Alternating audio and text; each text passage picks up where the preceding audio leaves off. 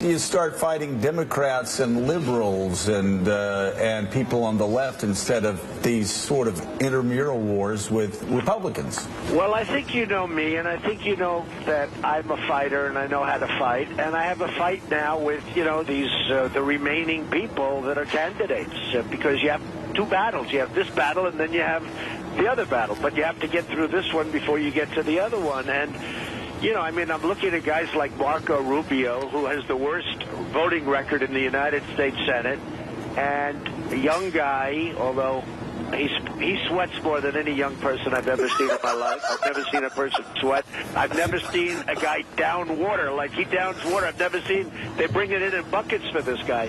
But I have various people that I have to knock out before I get to the other race. And when I get to the other race, I will win that race. If it's Hillary, which is hard to believe it's going to be with what she's done, General Petraeus has been destroyed for doing a fraction of what she's done. And it's hard to believe she's going to get to the starting gate. But assuming she does, I think Hillary is not going to be hard to beat. Katty Kay. Mr. Trump, it's Katty here. Why did you call Hillary Clinton shrill? Well, I don't think, and I heard your comment, Katty, and I know you've been commenting a lot of negative things over the weeks and months, but that's okay. Don't feel bad. I heard the comment, and I think the word shrill doesn't apply to women exclusively. I know men that are shrill, and it's just an expression that I thought of as I was speaking. I thought it was a very accurate expression. She's gotten very loud. She's gotten very boisterous, and that can happen to men too, Katty. Please, if you don't mind, that can happen to men. It's just we never hear people say it about men. Excuse me. We never hear that word said about men. She's gotten very loud and obnoxious, and frankly, I know many men that become very loud and obnoxious also.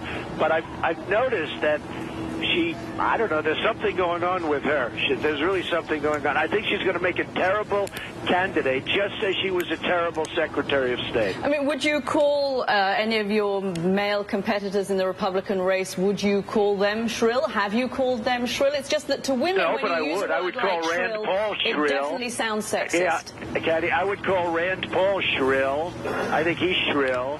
I don't think that's a term that applies exclusively to women at all. I will say for the record, I think Mika has accused me offset of being shrill. Yes, I've heard that. She may well have been right. Yes, we'll see. So you just called me shrill, too. So, see, men can be called shrill. Donald, you're doing very well in Florida, and you activated actually both parties and much of the country to talk about immigration over the course of your campaign. But CBS Miami this morning reports that Mar-a-Lago, your beloved Mar-a-Lago, you've requested anywhere from, at Mar-a-Lago, they've requested anywhere from 70 to 90 H-2B visas a year since the year 2008 to hire workers at an average pay of $10 to $12 an hour. Right. Why would you be importing workers from overseas rather than hiring workers from Florida? Because during the season, Mar-a-Lago is a seasonal job, which is very hard to get people in Florida for seasonal jobs. And during the season in Palm Beach is probably the hottest real estate maybe in the world. And during the season in Palm Beach, it's very, very hard to get help. You can't, we're talking about Mar-a-Lago, the club. It's closed for the summer. The expression, rich people don't like heat. And we close Mar-a-Lago, and we open October 1st. And from that, for about a 5-month period, during what they call the Palm Beach season, which is a big deal, you can't get help. So we tend to get help from different places, including Europe. And we've been doing that. And by the way, these are illegal visas. You understand that, Mike? Yeah, I do. These are illegal visas, but we have to bring people in, which tells you, you can have jobs out there in certain communities that are doing well. But in Palm Beach, getting help in Palm Beach during the season is almost impossible. So we go through a very legal process, and we bring people in through legal visas. But you've also said, and it's sort of joined up with importing workers, you've also said repeatedly that you believe the American dream is dead. Do you really believe the American dream is dead? No, I don't say that. I say the American dream is dead, but I'm going to make it bigger and better and stronger than ever before. And then the press always cuts me off when they show the tape. They say, the American dream is dead. and they cut me off. My wife said to me the other day, she said, "That's a terrible thing you said." I said, "What did I say?" They said, "You said the American dream is dead." I said, "No, no, no." And I watched it, because of TiVo. I said, "Oh, that's terrible. Look what they did." I think it was actually Fox, couldn't tell you the truth. I said, and it was a beautiful statement. Everybody clapped. They stood up. They went crazy. I said, "The American dream is dead, but I'm going to make it bigger and better and stronger than ever before." And they cut it off. And I said, "Wow, what a terrible statement that is." So just like you just said that, because you saw the same thing that everybody. I never say the American dream is dead, except when I add those other words. But sometimes in television, they cut off those words because it makes me look a little bit coarse. Donald, it's Donnie. How are you, sir? Hi, Donnie. Let me ask you a question. I asked this to you on the phone a couple of weeks ago, and I didn't get an answer. And I want to hear the entire question.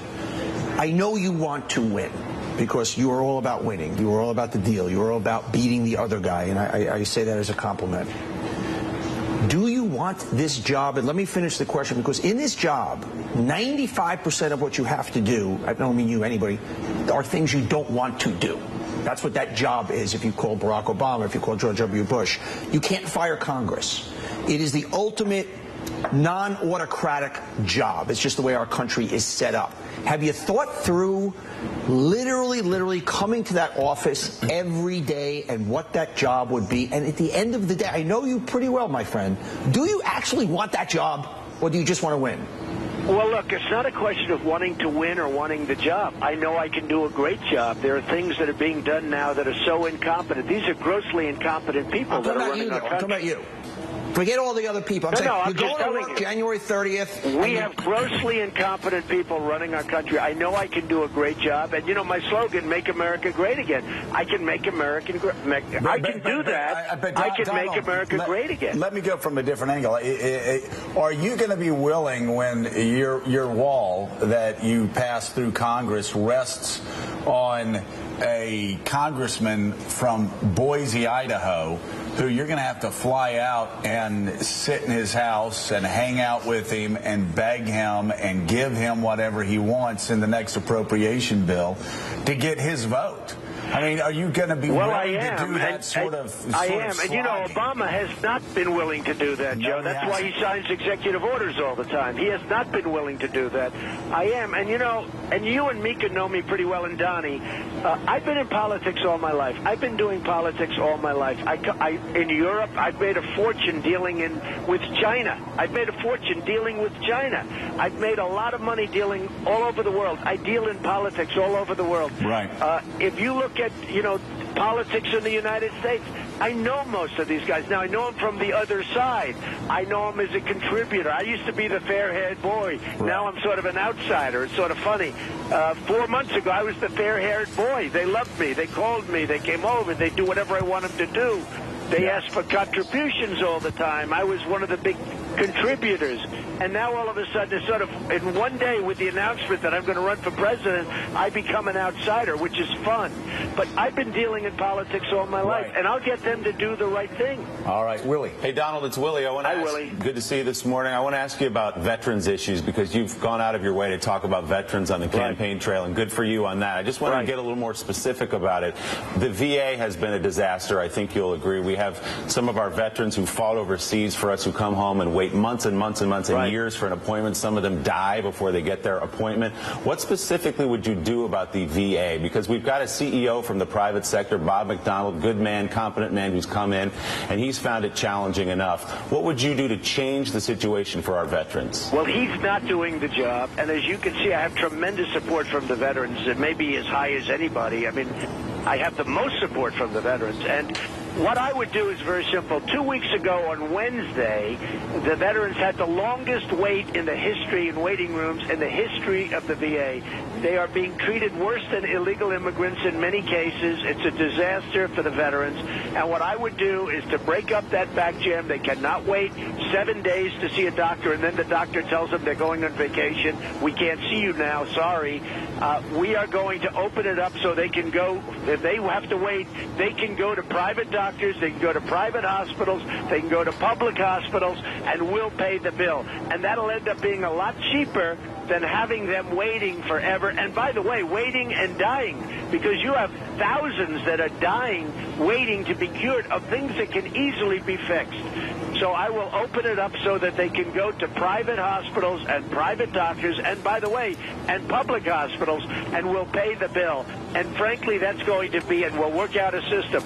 That will be a lot better, and they love it. They love the concept, and I believe it's going to be a lot cheaper. You know, it's not a question of the money. We're being run, the whole country is incompetently run, but the VA may be the top of the list. Donald, they will be so happy if I get elected president, believe me. Donald, we have to let you go, but really quickly before you go, you had an interview with Scott Pelley, 60 Minutes. He kept asking you about birtherism. You kept brushing it off, saying you weren't going to talk about that anymore. Are you not going to talk about that anymore? I don't talk about it anymore. You know what I talk about? Hey Joe, I talk about the vets. I talk about what we're going to do to bring jobs back. I talk about the military. I don't talk about it anymore. And the problem with talking about it, you talk about it, that's all people want to talk about. They don't want to get on to trade with China, how we're getting killed. They don't want to get on to how badly treated the vets are. They don't want to talk about immigration. So I don't talk about it anymore. I talk about jobs and other things. So you're not going to talk about it at all the rest of this campaign?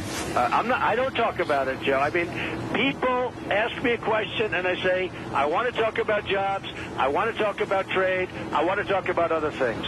And you know what? They immediately go on to it. Hopefully, we will have a campaign that does focus on jobs and trade and Syria and Russia. I agree. Issues that matter. All right, Donald Trump, thank you so much for being with us. We